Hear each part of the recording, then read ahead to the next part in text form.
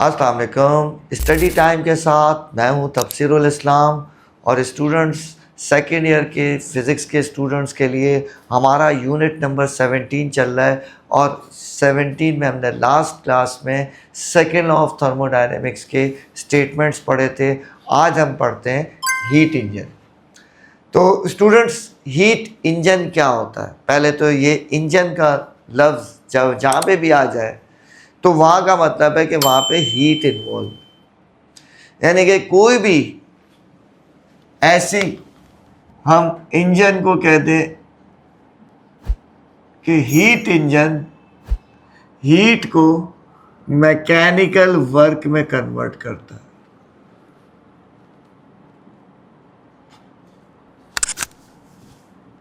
कोई भी ऐसी डिवाइस जो हीट को मैकेनिकल वर्क में कन्वर्ट कर दे, उसके साथ लफ्ज़ इंजन आ जाता है। हीट इंजन का मतलब हीट को मैकेनिकल वर्क में कन्वर्ट करता है। तो सबसे पहले तो इसकी डेफिनेशन लिखेंगे। द डिवाइस और the machine which convert heat into mechanical work, heat into mechanical work is called heat engine. अब इसकी एग्जाम्पल में कौन कौन सी चीज़ें आ जाती हैं? जो हमारे जितने भी पेट्रोल इंजन है, डीजल इंजन है, चाहे वो बाइक का हो, चाहे वो गाड़ी का हो, चाहे वो बस का हो, ट्रक का हो, तो ये सारे हीट इंजन हैं।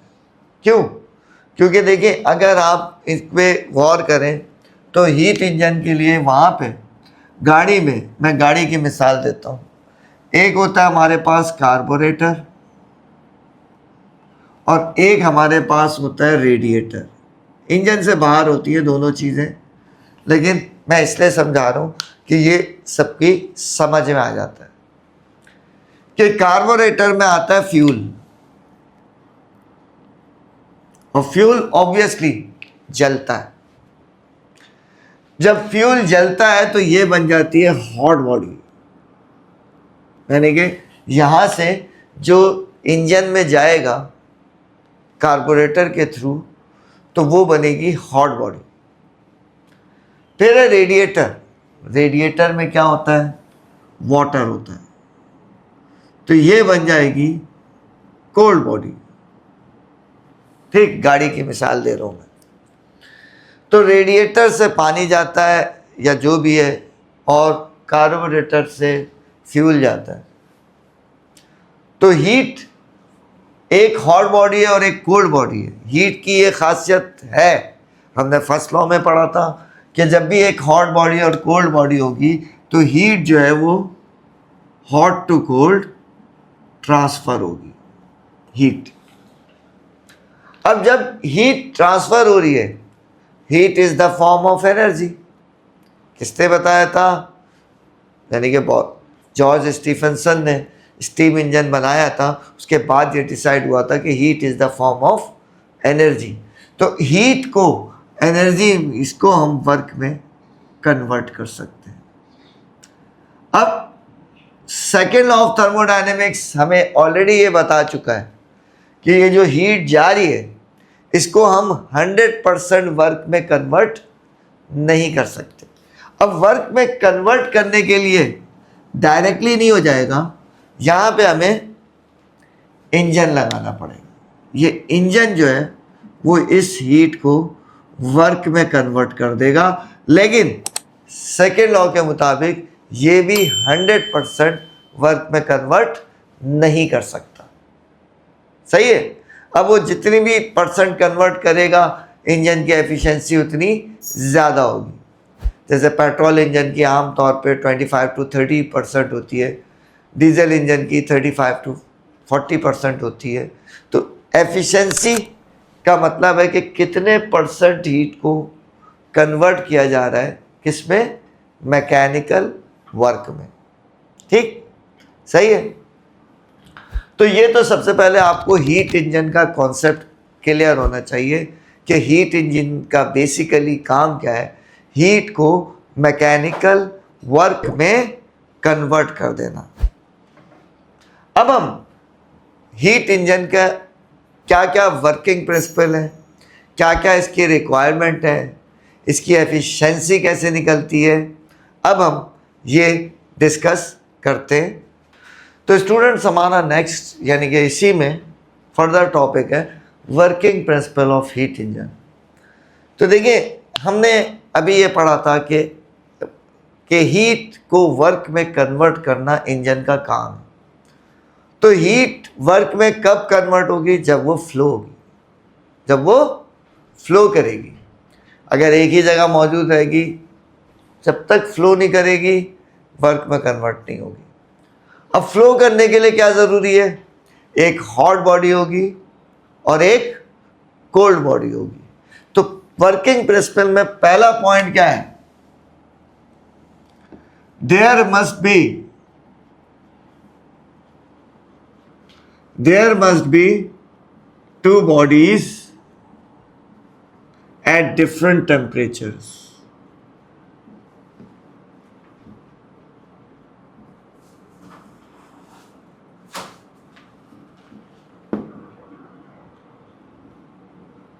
पहला पॉइंट हो गया कि there must be two bodies at different temperatures. अब डिफरेंट टेम्परेचर्स में जाहिर सी बात है, एक का टेम्परेचर हाई होगा और एक का टेम्परेचर लो होगा। जो हाई होगी उसको हम सोर्स भी कहते हैं, सोर्स यानी कि जहाँ से हम कुछ हासिल कर रहे हैं। और जो कोल्ड बॉडी होगी उसको हम सिंक भी कहते हैं, यानी कि वहाँ पे जो हीट जा रही है वो गायब हो रही है, मतलब हमारे काम की नहीं है। ठीक, वो हीट हमारे काम की नहीं है।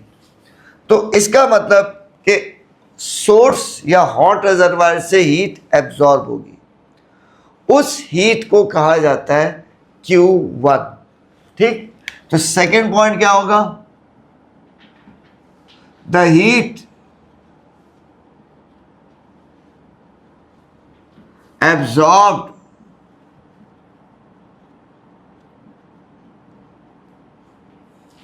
by the engine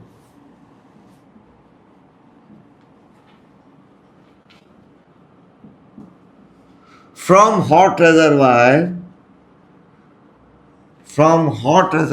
or source is Q1। हमने कहा Q1 हीट एब्जॉर्ब हो रही है सोर्स से या हॉट रिजर्वायर से, और कौन एब्जॉर्ब कर रहा है? इंजन एब्जॉर्ब कर रहा है। अब इंजन एब्जॉर्ब करके क्या करेगा? इंजन का काम क्या है? जाहिर सी बात है, उसको वर्क में कन्वर्ट करना। सही है। तो इंजन पूरी हीट को तो कन्वर्ट नहीं कर सकता अकॉर्डिंग टू सेकेंड लॉ, लेकिन कुछ हिस्से को, Q1 की जो हीट आई है उसके कुछ हिस्से को वर्क में कन्वर्ट कर देगा। तो हम कहेंगे the engine performs work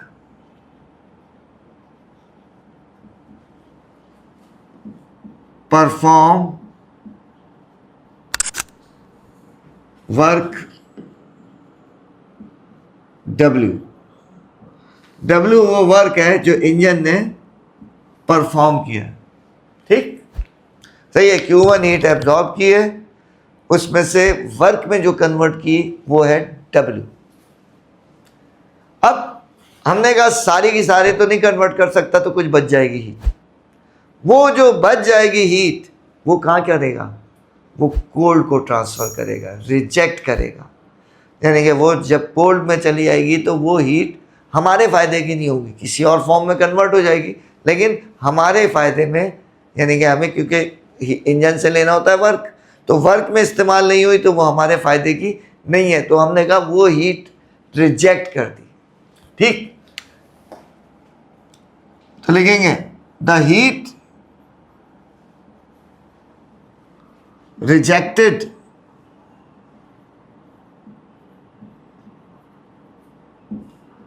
to the cold reservoir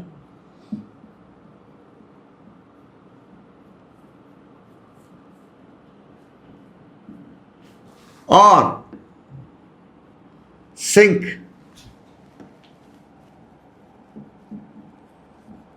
is Q2। Q2 वो हीट है जो इंजन को वापस कर दी, मतलब वो इंजन ने वापस कर दी किसको, कोल्ड रिजर्वायर। इट मीन्स हम ये कहेंगे कि Q1 हीट एब्जॉर्ब हुई है, वर्क डन हुआ है पर W, और Q2 हीट रिजेक्ट हुई है। अगर हम कोई डायग्राम इसमें शो करें डायग्राम से, तो एक होगा ये हॉट रिजर्वायर, यानी कि सोर्स, और एक होगा कोल्ड रिजर्वायर, यानी कि सिंक। बीच में होगा इंजन, इसको हम ई से जाहिर कर देते हैं, ठीक, यही है। अब देखिए जो हॉट से ये हीट एब्जॉर्ब कर रहा है दैट इज Q1। इंजन जो वर्क परफॉर्म कर रहा है दैट इज W, और जो हीट कोल्ड को रिजेक्ट कर रहा है दैट इज Q2। अब हम देखा जाए तो इनपुट क्या है, इनपुट है Q1, आउटपुट क्या है, हमारे काम की चीज क्या है, वर्क। सही है, ये दो चीजें हैं। यानी कि अगर हम कहें कि आउटपुट है वर्क डन, और इनपुट क्या है, जो हीट एब्जॉर्ब यानी कि सिस्टम में गई, तो दैट इज Q1।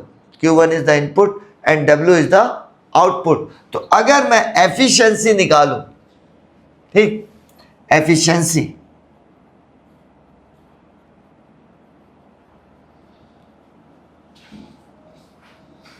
एफिशिएंसी को एक ग्रीक वर्ड ईटा से रिप्रेजेंट किया जाता है। एफिशिएंसी ये ईटा है, ग्रीक वर्ड है। एफिशिएंसी बराबर होगी आउटपुट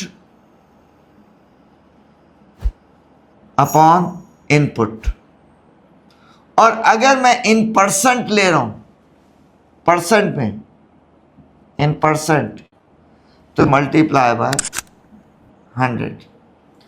अभी हमने क्या क्या, आउटपुट क्या है हमारे पास, वर्क, इनपुट क्या है Q1, तो एफिशिएंसी क्या हो जाएगी, एफिशिएंसी हो जाएगी W upon Q1 multiply by 100।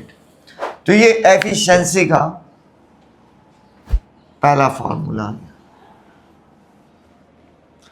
अब W किसके बराबर है, वर्क डन किसके बराबर है, वर्क डन बराबर है जो हीट एब्जॉर्ब हुई और जो हीट रिजेक्ट हुई, इसका डिफरेंस होगा। जाहिर सी बात है, अगर मैं कहूं कि 1000 हीट एब्जॉर्ब हुई और 600 जूल कोल्ड को ट्रांसफर हुई, तो वर्क डन क्या होगा, 1000 में से 600 माइनस कर देंगे तो क्या आ जाएगा, 400 जूल वर्क होगा। तो मैथमेटिकली हम कहते हैं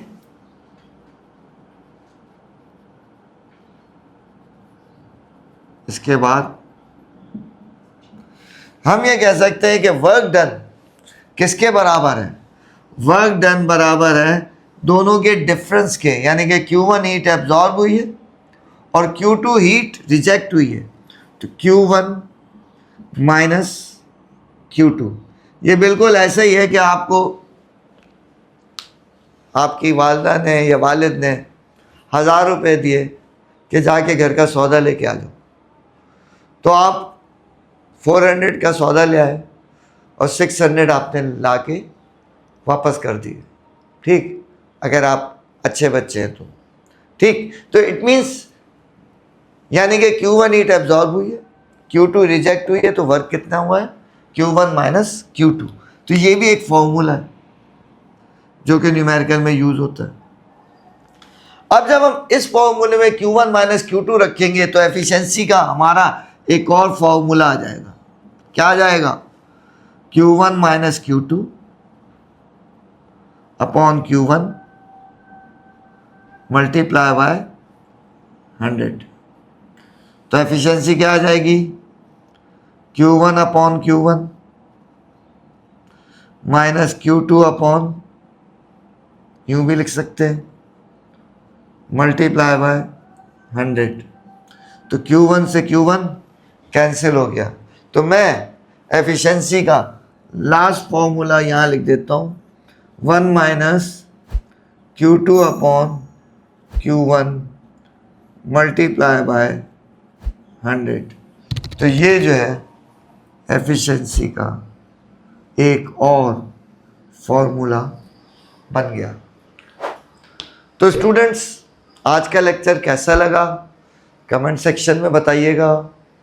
कोई आपको क्वेश्चन हो वो भी आप पूछ सकते हैं, और इसके लिए हमारे चैनल से जुड़े रहने के लिए हमारी वीडियोस को लाइक करें, चैनल को सब्सक्राइब करें, बेल आइकन को प्रेस करना ना भूलें, अपने दोस्तों के साथ शेयर ज़रूर करें। और नेक्स्ट वीडियो तक के लिए अल्लाह हाफ़िज़।